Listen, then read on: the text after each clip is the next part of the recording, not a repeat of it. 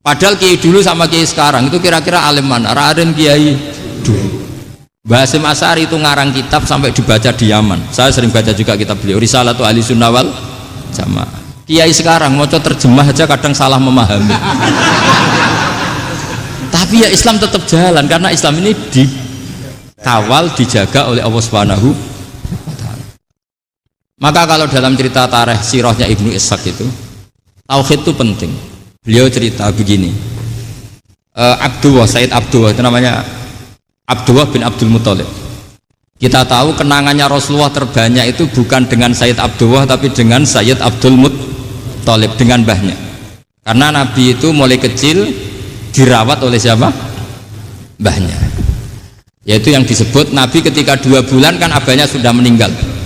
Ya saya baca ya, pakai bahasa Arab biar jadi bid'ah. Nanti kalau bahasa Indonesia ada bid'ah. Tidak betul. Diba atau berjanji sebenarnya itu kitab sejarah, berhubung dibaca bahasa Arab terus kayak mantra. Terus yang belakang mau nyenggai soleh aleh, sehingga kubu sebelah bilang tuh khurafat dan bid'ah. Coba diterjemah ini, coba nanti saya baca bahasa Arab. Walamma tamma min hamli syahroni ala masyuril aqwalil marwiyatu fiya bil madinati abuhu abdullah wa kana qad istaza bi akhwalihi bani adi min at-taifatin najariyah wa makatha syahron saqiman yu'anu nasukmahu wasyakwa. Terus di pojok sana bilang sholli alaih, pasti kubu sebelah yang liwat, wah itu khurafat bid'ah karena dianggap mantra. Padahal artinya coba sampean baca bahasa Indonesia, ketika hamil Rasulullah umur 2 bulan, abahnya meninggal di kota Abwa. Kota Abwa adalah kota keluarga besar ibunya Sayyid Abdullah. Kebetulan pas ke sana beliau sakit sampai 1 bulan dirawat. Bid'ahnya di mana kalau diterjemah? Wong itu kitab tarikh. Makanya saya nggak tahu yang membidah-bidahkan tiba itu karena tadi. Tapi sampean juga ikut salah karena nyenggai sholawatan tok itu. Jadi makanya saya bilang tadi kalau bahasa Arab bid'ah, kalau sudah terjemah bid'ah karena kelihatan kalau itu hanya kitab tarikh. Loh, coba bid'ahnya di mana? Wa ba'du fa'aqulu wa Muhammad bin Abdullah bin Abdul Muthalib bin Hasyim. Itu kalau diterjemahkan, kamu harus tahu siapa nama Muhammad. Muhammad punya abah siapa? Rasulullah Muhammad Abdullah. Punya abah siapa? Abdul Mut. Punya abah siapa? Hasyim. Coba baca gitu di kubu sebelah. Oh iya gitu. Berhubung kok baca bahasa Arab. Wa ba'du fa'aqulu wa Muhammad bin Abdullah bin Abdul Muthalib bin Hasyim. Jadi itu hanya salah baca saja. Maksudnya salah yang ngukumi, bukan salah yang baca, salah yang apa? Ngukumi. Sayyid Abdullah ini orang yang tauhidnya sangat kuat. Sayyid Abdul Muthalib lebih kuat lagi. Saya cerita sedikit betapa pentingnya tauhid. Ketika pasukan Abraha bawa pasukan gajah mau menyerang apa? Ka'bah. Itu sebelum menyerang itu semua aset-aset milik orang kafir Quraisy, milik orang Quraisy lah. Itu ditawan, diambil, termasuk milik Sayyid Abdul Muthalib, milik Abdul Muthalib. Terus ketika mau masuk Ka'bah, mau masuk Mekah, kata Abraha, man sayyidu hadal wadi, siapa yang kamu tuakan, yang kamu pertuan di sini? Oh, Abdul Muthalib. Abdul Muthalib itu dipanggil, itu auranya luar biasa. Abraha yang di tempat perkemahannya itu harus duduk di atas karena dia raja, itu duduk di atas gak berani. Saking wibawanya Abdul Muthalib, ini mbahnya Rasulullah. Akhirnya Abraha bilang gini, saya duduk di bawah tidak mungkin karena saya raja, kamu duduk jejer saya tidak mungkin karena nanti umat saya kecewa karena raja kok disaingin gitu. Ya sudah, santai berdiri-diri kita ngomong. Akhirnya Sayyid Abdul Muthalib tadi diomongin gini, saya itu tidak ingin merusak orang-orang Mekah, orang-orang Quraisy. Saya hanya kecewa punya tempat ibadah dikencingi, diberakin sehingga saya mau merubuhkan Ka'bah, tapi dengan damai, nggak ada perang. Apa jawabnya Abdul Muthalib? Lucu. Nggak apa-apa, Ka'bah kamu robohkan silakan, nggak apa-apa. Yang penting unta saya yang kamu sita kembalikan. Harta saya yang 100 unta kamu sita kamu kembalikan. Itu Abraha kagetnya bukan main. Kaget karena kamu itu pemimpin apa? Tadi saya hormat kamu karena kamu tak anggap orang hebat. Hadhil Ka'bah dinu abaika, ini Ka'bah itu agama kamu. Pas saya hancurkan kok kamu tenang-tenang saja. Padahal pas mau saya hancurkan kamu tenang-tenang saja, malah tanya unta kamu itu gimana? Apa jawabnya Abdul Muthalib? inna lihadzal baiti rabban hamahu, sebab Ka'bah itu ada yang punya dan pasti akan melindungi Ka'bah.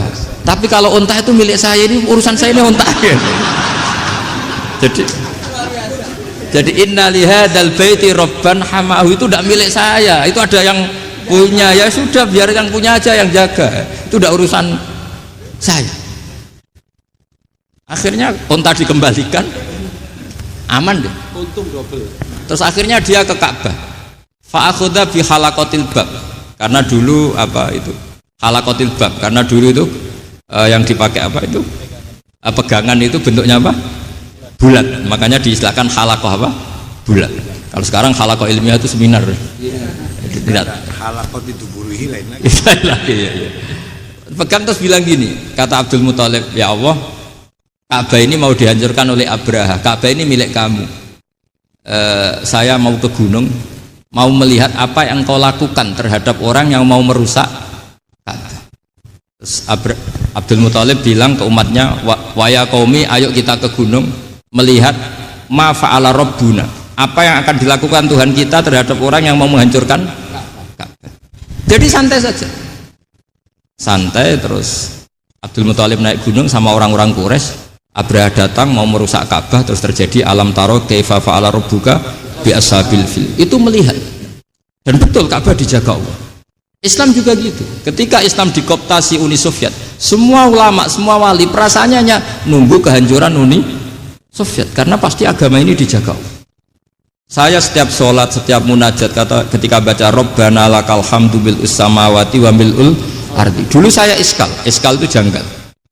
Ya Allah, engkau zat yang layak dipuji, yang pujian itu memenuhi langit dan bumi. Pikiran saya kalau bumi ateis itu mujinya kayak apa. Tapi Masya Allah, ketika saya datang di Korea, bumi ateis, ternyata di sana banyak masjid, banyak tasbih, bahkan ada sakduna di sana. Karena Allah sudah ngendikan lakal hamdu mil'us samawati wa mil'ul ardi. Dan sekarang nyata, semua bumi ateis, bumi apa saja, ada tasbihnya, ada tahmidnya. Makanya sadaqallahul adzim ketika ngendikan sanurihim ayatina fil afaq walladzi arsala rasulahu bil huda dinil haqqi liyuzhirahu 'alad dini kulli. Makanya saya mohon sekali bahwa agama ini harus kamu khidmah, tapi enggak boleh kamu pikir. Atau dibaliklah, khidmah maka memikir. Tapi tidak usah GR bahwa agama ini diserahkan sampean. Saya juga enggak ridho. Agama kok diurus orang-orang kayak gini, kayak apa nasibnya?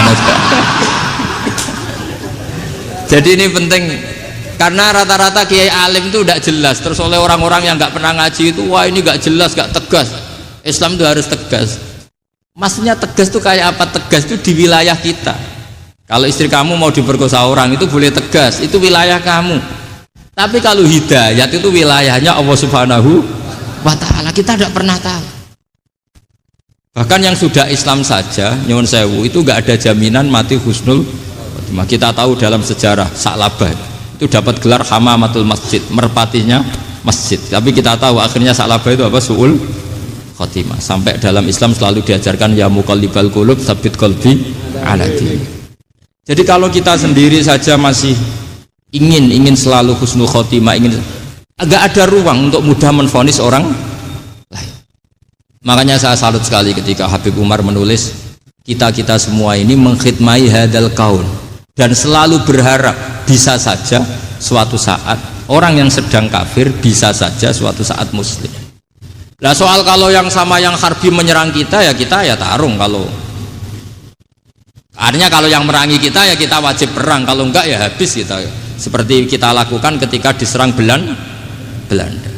Tapi ketika mereka musta'man, dhimmi, mu'ahad, orang-orang kafir yang mau berdamai dengan kita ya kita damai, sebagaimana yang dilakukan Rasulullah SAW ketika berdamai dengan kafir Quraisy yang dipimpin Suhail bin Amr, masyhur itu dalam tarikh. Singkat cerita kan Sayyidina Ali ini pernah konflik sama orang Khawarij.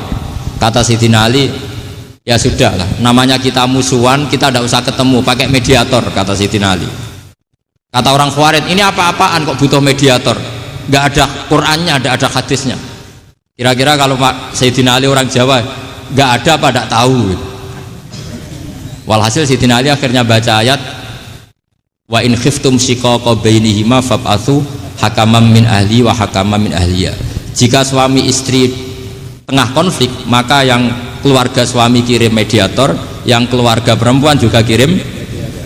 Terus kata Sayyidina Ali, wa amru ummati Muhammad a'dhamu min amri rajulin wa imra'atin. Kalau suami istri saja ketika konflik butuh mediator, apalagi ini kelompok besar pasti lebih butuh mediator.